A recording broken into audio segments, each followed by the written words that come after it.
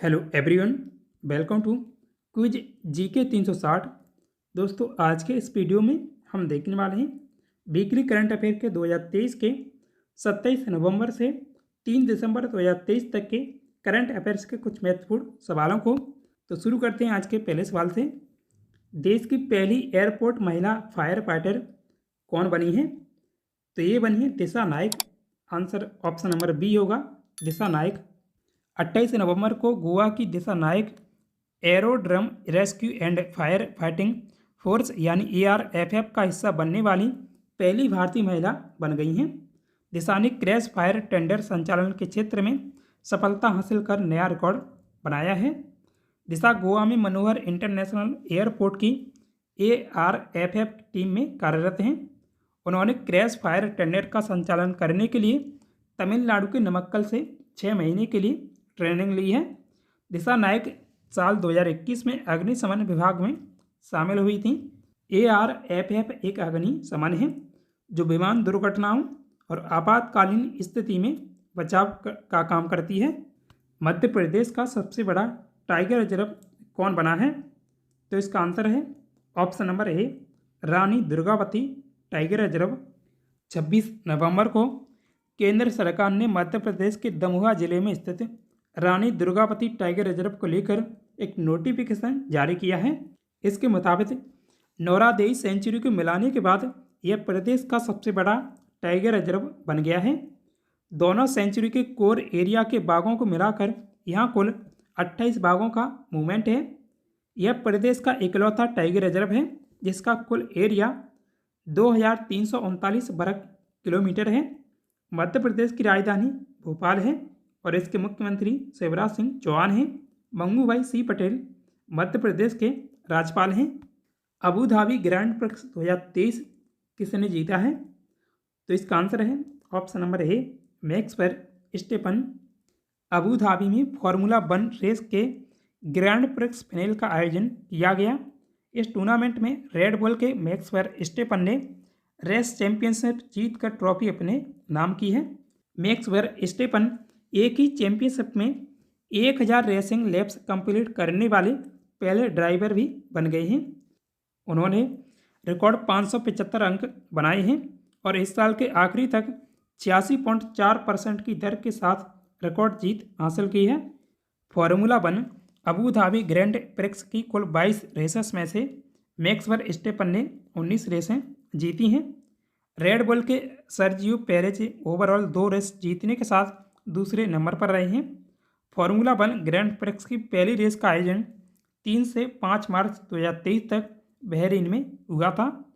अलग अलग शहरों में कुल 22 रेसेस का आयोजन किया गया। सत्यजीत रे लाइफ टाइम अचीवमेंट अवार्ड 2023 से किसे सम्मानित किया गया है?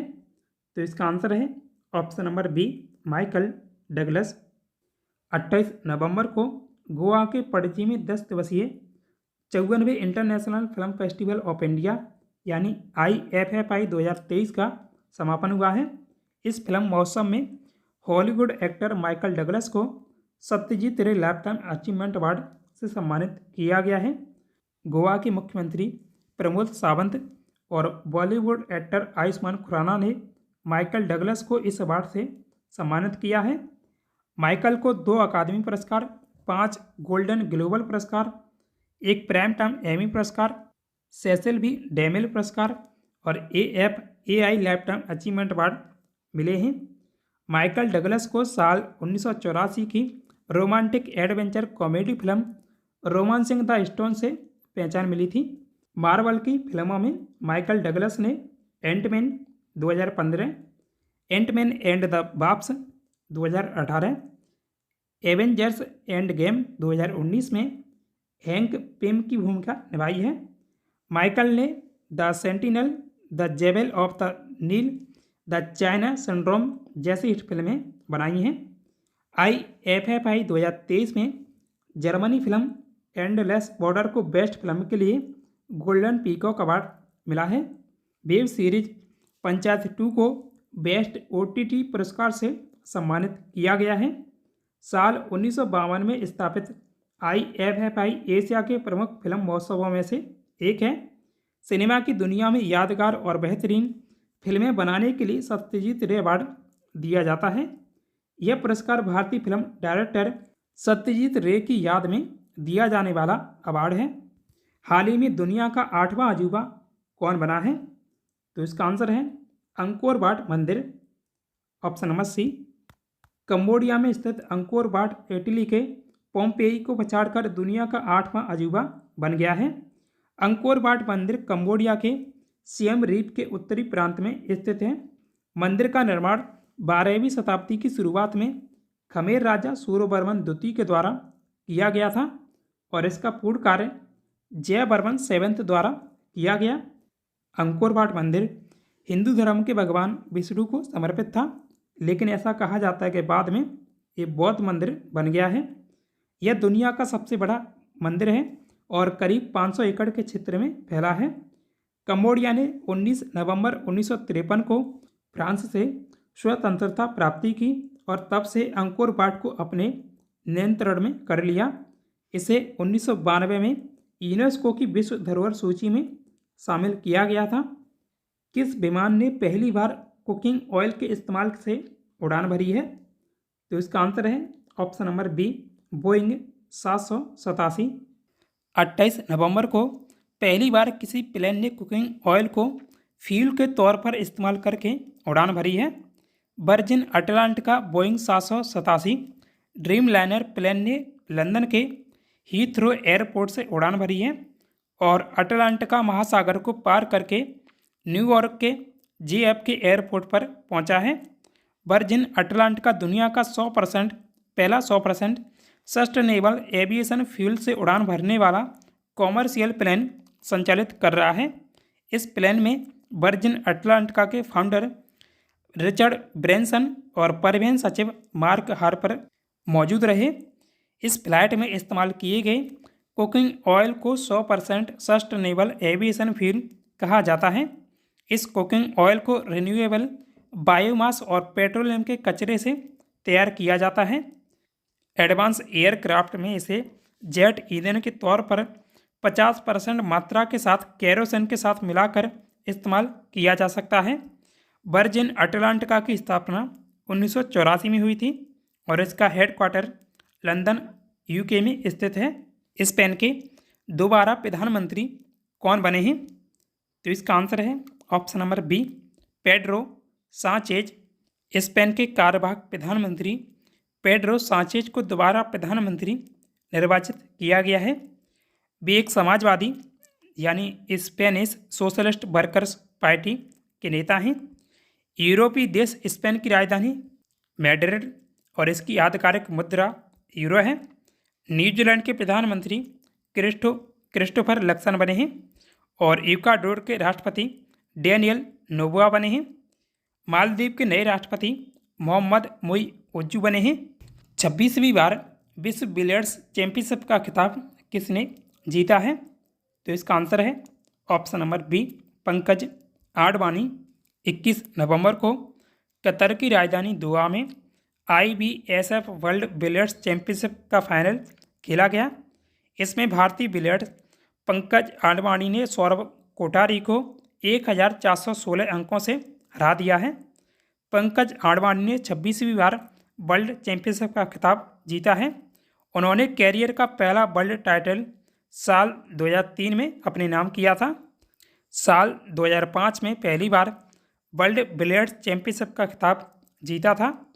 यह आडवाणी का बिलियर्ड्स में 18वां टाइटल है। आडवाणी को साल 2004 में अर्जुन अवार्ड और साल 2006 में खेल रत्न से नवाजा गया था। साल 2009 में पद्मश्री और साल 2018 में पद्म भूषण से सम्मानित किया गया था। हाल ही में किसे PRSI का राष्ट्रीय पुरस्कार मिला है? तो इसका आंसर ऑप्शन नंबर बी है, सुगति सुंदर राज।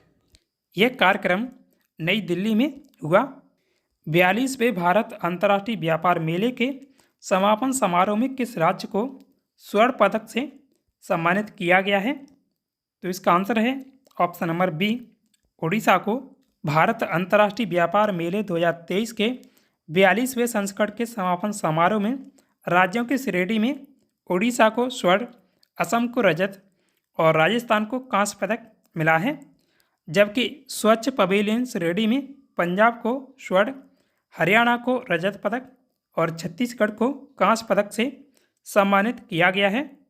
विषय आधारित प्रस्तुति की श्रेणी में मध्य प्रदेश को स्वर्ण पदक और त्रिपुरा को रजत, आंध्र प्रदेश को कांस्य पदक मिला है।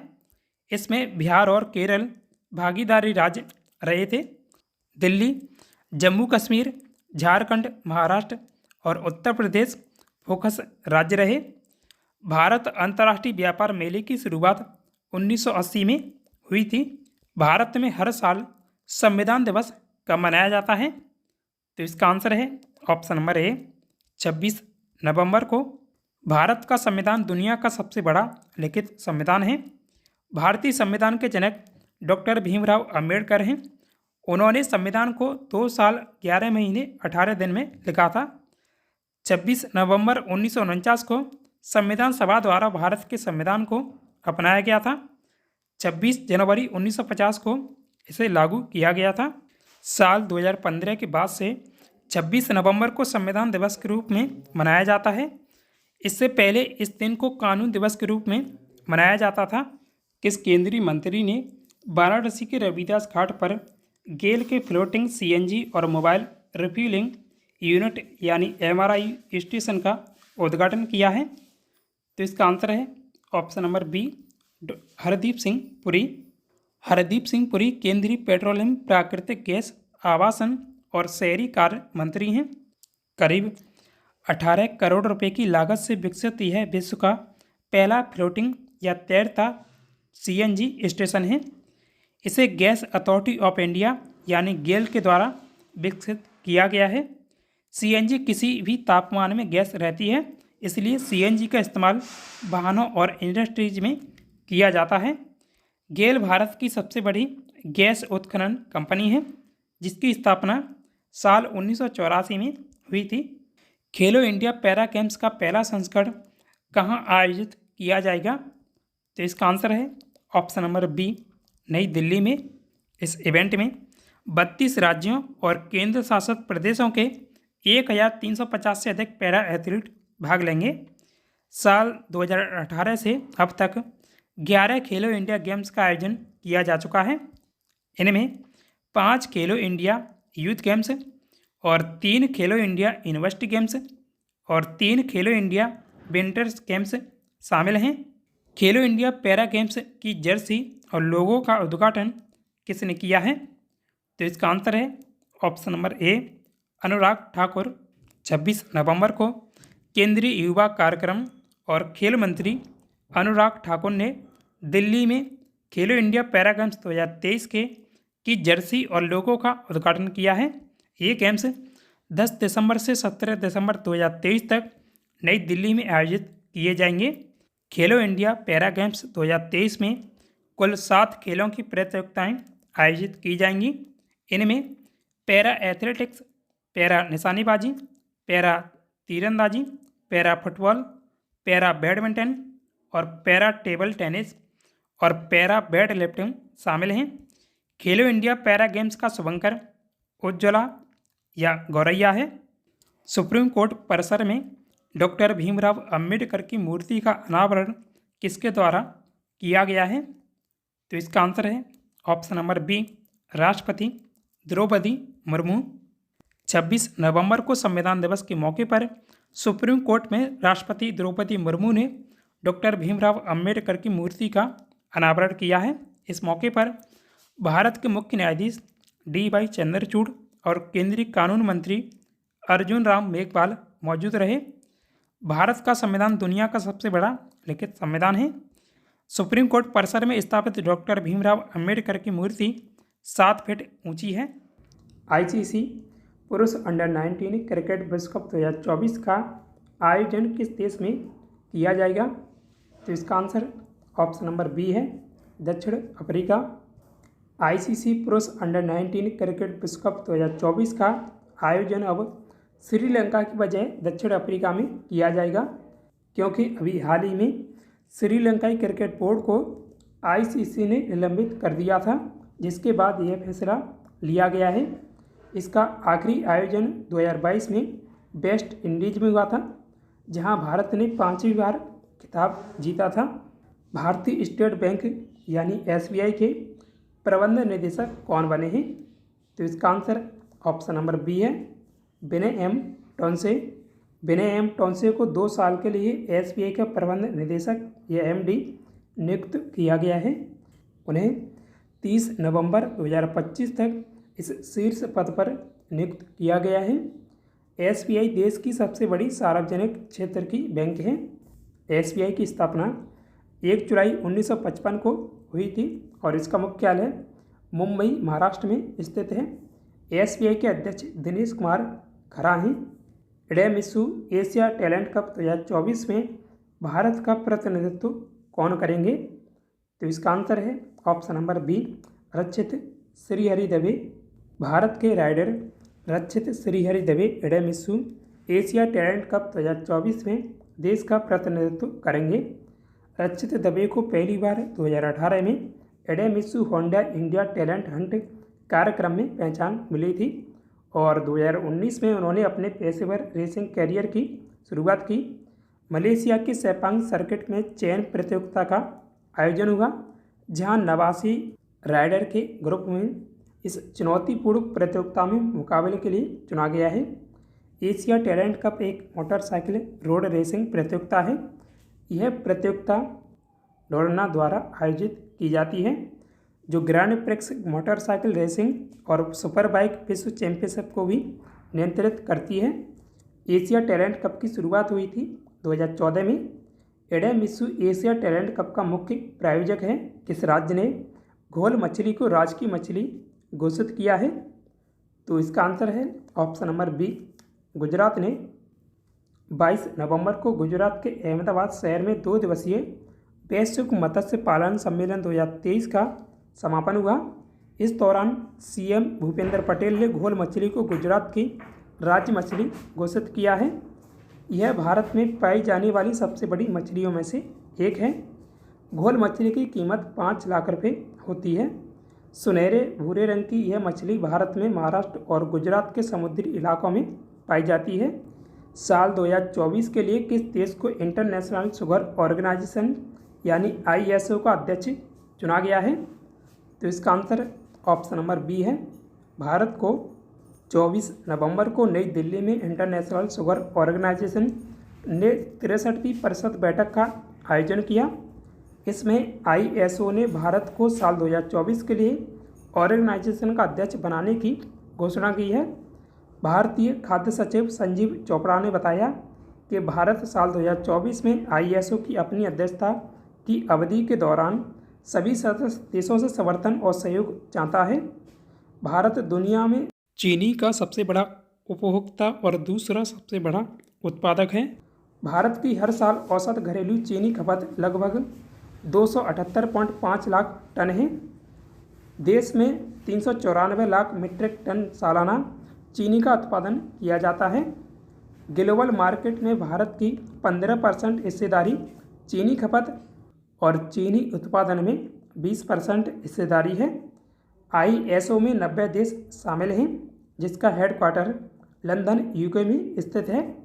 नई दिल्ली जिला प्रशासन ने आम चुनाव में मतदान के प्रति लोगों को जागरूक करने के लिए किसे ब्रांड एम्बेसडर बनाया है? तो इसका आंसर ऑप्शन नंबर बी है, मैथिली ठाकुर। मैथिली ठाकुर भोजपुरी और मैथिली की लोकप्रिय गायिका हैं। दिल्ली के मुख्य निर्वाचन अधिकारी P कृष्ण मूर्ति हैं। हाल ही में दक्षिण अफ्रीका महिला क्रिकेट टीम के तीनों प्रारूपों का कप्तान किसे बनाया गया है? तो इसका आंसर ऑप्शन नंबर डी है, लॉरा बॉलवाट। लॉरा बॉलवाट को पूर्णकालिक दक्षिण अफ्रीका महिला क्रिकेट टीम की कप्तान नियुक्त किया गया है। बॉलवाट खेल के तीनों प्रारूपों यानी अंतर्राष्ट्रीय T20, वनडे और टेस्ट में दक्षिण अफ्रीका महिला क्रिकेट टीम का नेतृत्व करेंगी। लॉरा बॉलवाट इंडियन महिला प्रीमियर लीग यानी WPL में गुजरात टाइटंस के लिए खेलती हैं। संयुक्त सैन्य अभ्यास सूर्यकरण कहाँ शुरू हुआ है? तो इसका आंसर है ऑप्शन नंबर बी, उत्तराखंड में। 24 नवंबर को उत्तराखंड के पिथौरागढ़ में 14 दिवसीय 17वें संयुक्त सैन्य अभ्यास सूर्यकिरण की शुरुआत की गई है। यह एक वार्षिक कार्यक्रम है जो दोनों देशों में बारी बारी से आयोजित किया जाता है। 354 सैन्य कर्मियों वाली भारतीय सेना टुकड़ी का नेतृत्व कुमायूं रेजिमेंट बटालियन के द्वारा किया जा रहा है। दूसरी तरफ 334 सैन्य कर्मियों वाली नेपाल सेना की टुकड़ी का प्रतिनिधित्व तारा दल बटालियन कर रही है। हाल ही में चर्चा में रहा दुनिया का सबसे बड़ा आइसबर्ग कौन सा है? तो इसका आंसर है ऑप्शन नंबर बी A23A। 24 नवंबर को यूनाइटेड किंगडम की ब्रिटिश अंटार्कटिका सर्वेक्षण यानी BAS ने रिपोर्ट जारी की है। इस रिपोर्ट के मुताबिक दुनिया का सबसे बड़ा आइसबर्ग A23A टूटकर दक्षिण महासागर की तरफ बह रहा है। रिपोर्ट के मुताबिक यह आइसबर्ग समुद्री लहरों और हवा की मदद से गति पकड़ रहा है और अंटार्कटिक पेनिनसुला के उत्तरी सिरे से आगे बढ़ रहा है। A23A आइसबर्ग का साइज लगभग 4000 स्क्वायर किलोमीटर है और इसका वजन करीब 1 ट्रिलियन मीट्रिक टन है। यह आइसबर्ग न्यूयॉर्क शहर के आकार से लगभग 3 गुना और ग्रेटर लंदन से 2 गुना बड़ा है। यह 1986 में अंटार्कटिक के फिल्चनर आइस शेल्फ से अलग हो गया था। BAS राष्ट्रीय ध्रुवीय अनुसंधान संस्था है जिसकी स्थापना 1962 में हुई थी। BAS पोलर रीजन और पृथ्वी के जमे हुए क्षेत्रों के रहस्यों को उजागर करने का प्रयास करता है। विश्व के सबसे बड़े एकल साइट सौर ऊर्जा संयंत्र का उद्घाटन किस देश में किया गया है? तो इसका आंसर ऑप्शन नंबर A है, संयुक्त अरब अमीरात में। इंदिरा गांधी शांति पुरस्कार वर्ष 2022 के लिए किसे दिया गया है? तो इसका आंसर ऑप्शन नंबर B है, कोविड-19 योद्धाओं को। 19 नवंबर को शांति, देशभक्ति और विकास के लिए इंदिरा गांधी शांति पुरस्कार 2022 देश में प्रतीकात्मक और विकास के लिए भारतीय मेडिकल एसोसिएशन और भारतीय प्रशिक्षण नर्स एसोसिएशन को संयुक्त रूप से प्रदान किया गया है।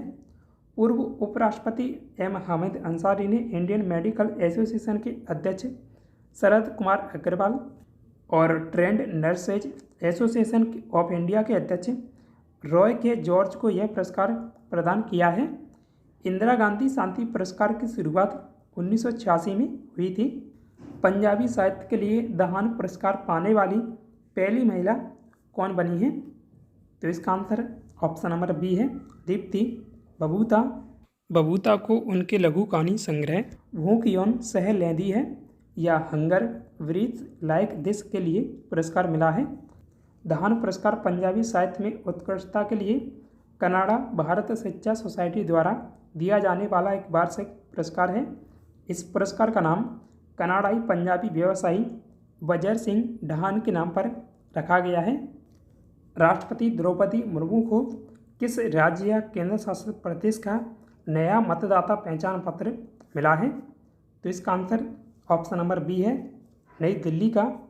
28 नवंबर को राष्ट्रपति भवन में दिल्ली के मुख्य निर्वाचन अधिकारी P कृष्णमूर्ति ने राष्ट्रपति द्रौपदी मुर्मू को नया मतदाता पहचान पत्र सौंपा है। राष्ट्रपति द्रौपदी मुर्मू अब नई दिल्ली जिले से आगामी चुनाव में अपना वोट डालने के लिए पात्र होंगी। राष्ट्रपति द्रौपदी मुर्मू राष्ट्रपति भवन के आवास से पहले ओडिशा की नागरिक और मतदाता थीं। उन्होंने 15 जुलाई 2022 को भारत की 15वीं राष्ट्रपति के रूप में शपथ ली थी। द्रौपदी मुर्मू भारत की पहली दलित और दूसरी महिला राष्ट्रपति हैं।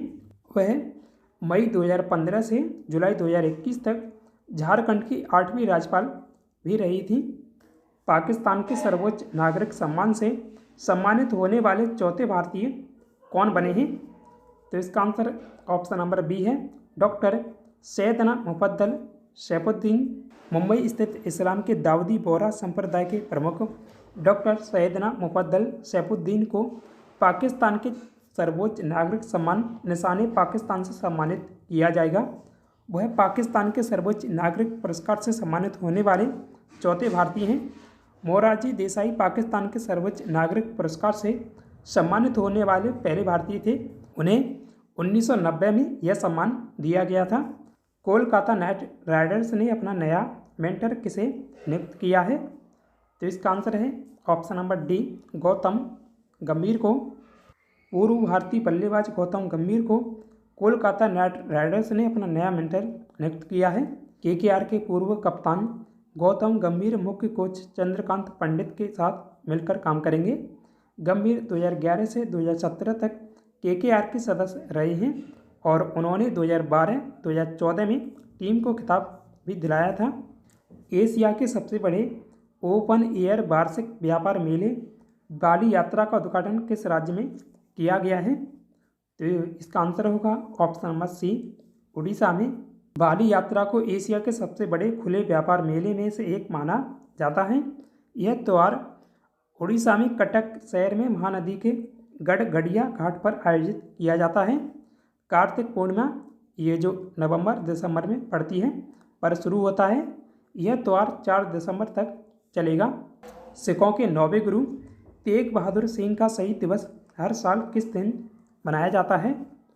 तो इसका आंसर ऑप्शन नंबर बी है, 24 नवंबर को। गुरु तेग बहादुर सिखों के 9वें गुरु थे और उनका जन्म अमृतसर में 21 अप्रैल 1621 को माता नानकी और सिखों के छठे गुरु हरगोबिंद के यहाँ हुआ था। इन्हें हिंद की चादर के नाम से भी जाना जाता है। मुस्लिम धर्म अपनाने से इनकार करने पर 24 नवंबर 1675 ईस्वी में गुरु साहिब के शीश को दिल्ली के चांदनी चौक पर औरंगजेब ने धड़ से अलग कर दिया था। प्रधानमंत्री गरीब कल्याण अन्न योजना यानी PMGKY को कितने साल के लिए बढ़ाया गया है?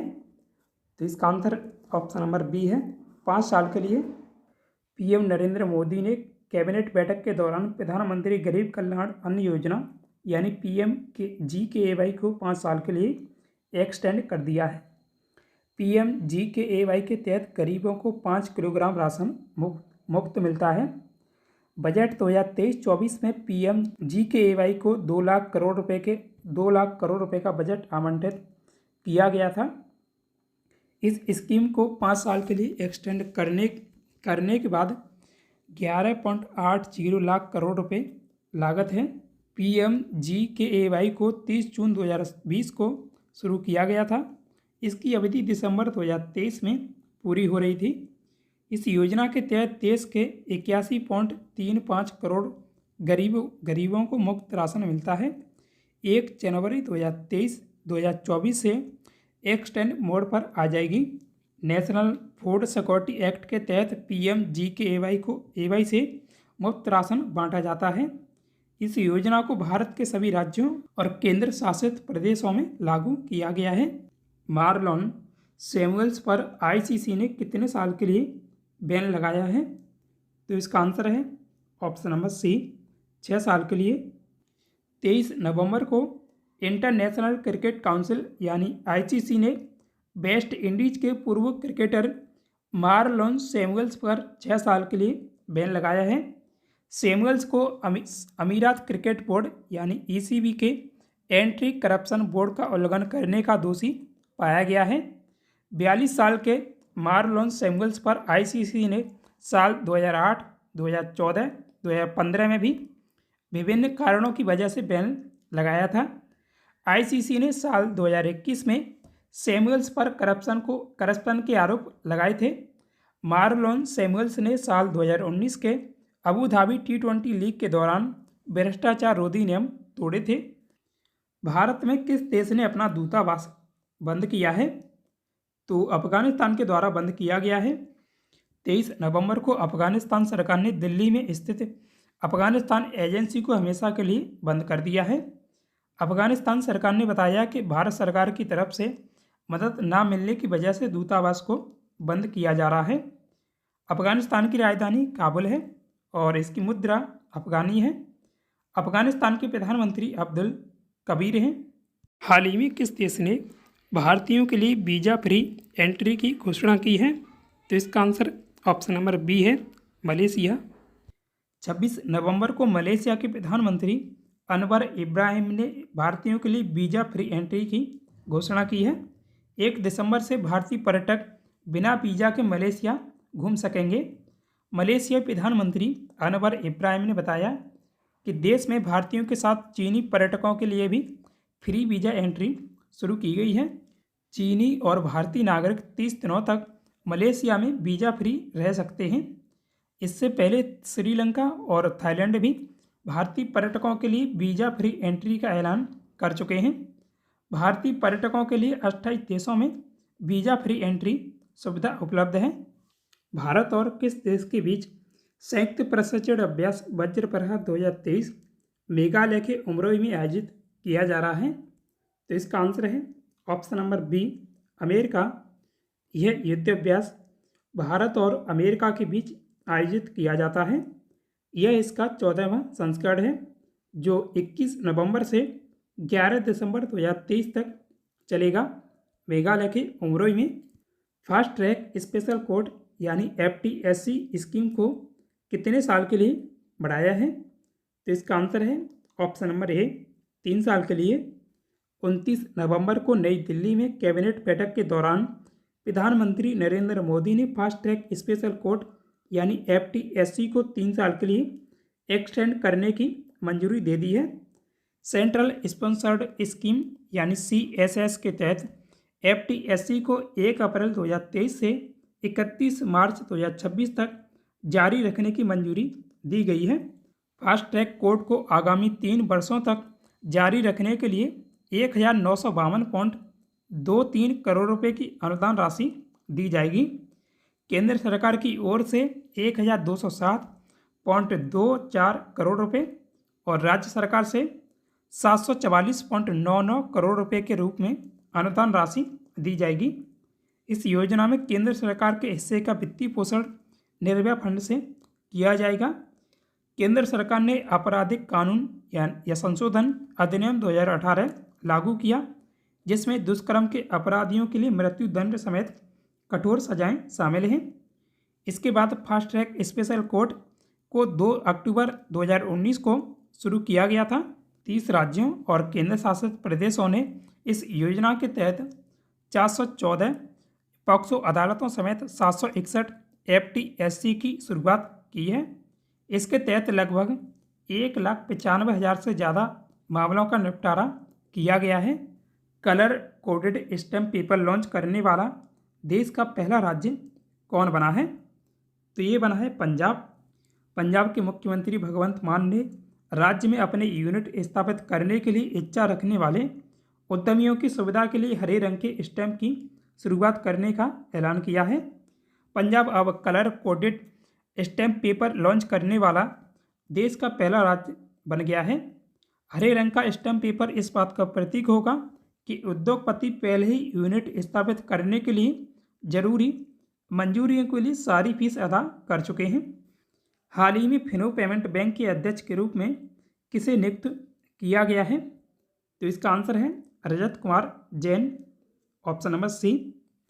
मुंबई स्थित फिनो पेमेंट बैंक के अंशकालिक अध्यक्ष के रूप में रजत कुमार जैन की नियुक्ति के लिए भारतीय रिजर्व बैंक यानी RBI से मंजूरी मिल गई है।